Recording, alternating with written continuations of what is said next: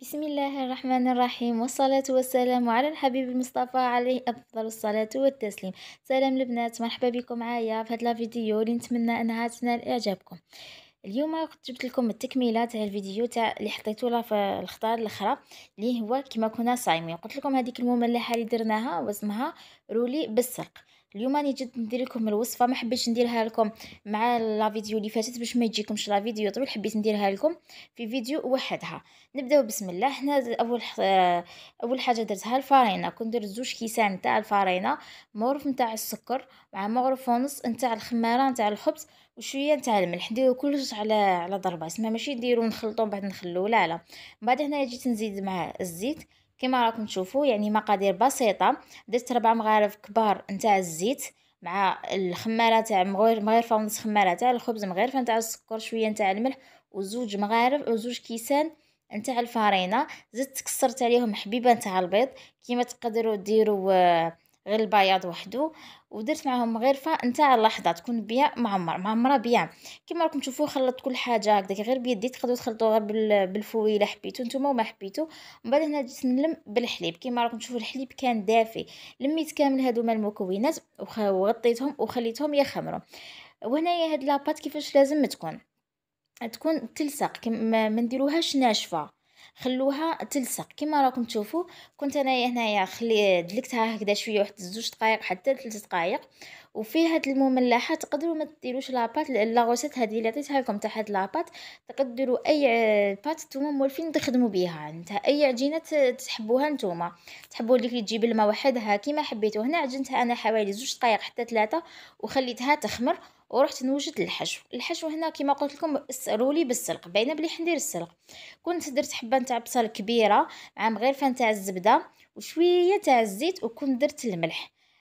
مع هاد البصل درت غير الملح كما راكم تشوفوا، ما كثرتش الزيت باسكو راني دايره الزبده. وخليت هذاك البصل يتقلى مليح مع هذيك الزبده والزيت يدبال.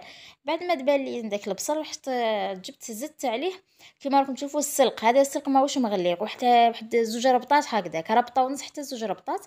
كنت قطعتهم وغسلتهم وقطرتهم. بعد ياتيك حطيتهم مع هذاك البصل وخليته يدبل. زدت عليه شويه على راس المغرف فلفل كحل. من بعد بديت نخلط. هنا ما تغفلوش عليه باسكو قادر يلصق لكم، تسمى اختار راكم تطلعوا عليه او ميم طون راكم تخلطوه فيه كيما راكم تشوفوا. وهنا السلق هذا لازم ضروري. الحاجه اللي اختياريه، تحبوا ديروها تحبوا تزيدوا له الدجاج كيما حبيتوا نتوما. انا ما كانش متواجد عندي، كنت درت مغرفه نتاع فارينه باش تشرب لي هذاك الماء تاع البصل وتاع السلق. كما نعرفوا السلق والبصل يطلقوا الماء، باش تشرب لي هذاك الماء حمصتها باش دخلتها مع بعض. زدت 4 كاس نتاع الحليب. هنا ما درتش الماء، درت الحليب 4 كاس نتاع الحليب. ونبقاو نخلطو هكذا اختار نروحو ونطلعو عليها. ما تغفلوش عليها باسكو راهي رايحه تحرق، باسكو فيها الفارينه وتمتم راهي رايحه تنشف. انا هنا كيما راكم تشوفوا كانت بدات تنشف.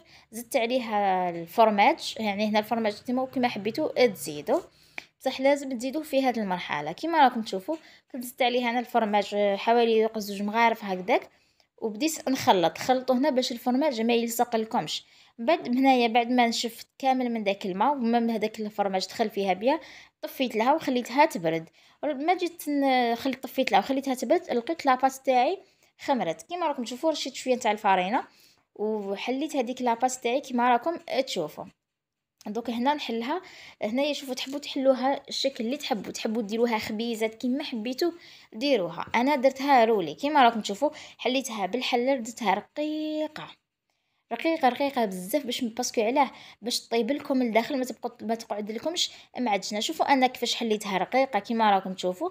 بعد جيت نوزع هذاك الحشو اللي كنت وجدته معاكم بالسلق. تجي فيه واحد البنه. كاين لي انا كيما انا وليدي ما ياكلش السلق والله غير كلاه، ما حسيتوش ميم با باللي سلق باسكو لا يجيب بنين سورتو كي فيه الفرماج. ولا كان عندكم نتوما البلون بولي تقدروا تقطعوا له بلون بولي وتقلوه مع البصل. كيما راكم تشوفوا كنت حليت هذيك لافارس كامل فوق هذيك لاباط، وجيت نزيد فوقها الفرماج ثاني. هذا الفرماج راه رايح يذوب للداخل ويعطيها ثاني واحد البنه. واش نقول لكم، كيما نعرفوا كامل بلي الفرماج بنين. كيما راكم تشوفوا تقدروا تاني تزيدوا هذاك الفرماج تاع البيتزا، يعني اختياري نتوما واش عندكم وانتوما واش كيفاش تحبوا تاكلوها.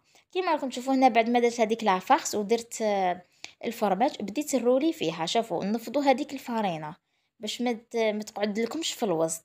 كيما راكم تشوفوا هادو روليتو انا كامل. هنا شوفوا كيف بديت ننفض في ديك الفارينه، نحي فيها. ما تخافوش راه ماهوش رايح يتعبكم المبتدئات ولا غير تجيكم سهله. كيما راكم تشوفوا هنايا كي بديت كنت قريبه نلحق للطرف، كنت غلقتها. شوفوا كيفاه، يعني راهي طريقه سهله. اي مبتدئه، انا هنا كنت غلقتها بالماء.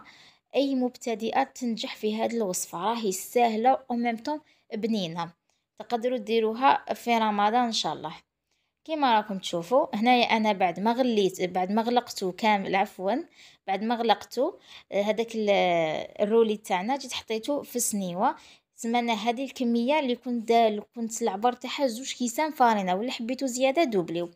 وخليتها تكوتي تخمر. هنا بعد ما خمرت لي، جبت صفار نتاع بيضه ودرت فيه وش شويه تاع الخل.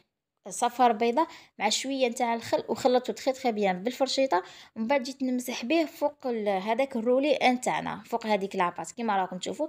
وهنايا من الفوق اختياري، تحبوا ديروا كيما انايا البيض والخل، تحبوا ديروا البيض هكا الصفر تاع البيض مع زيت الزيتون، ولا تحبوا تمسحوها غير بالماء ولا غير بالحليب كيما حبيتو نتوما.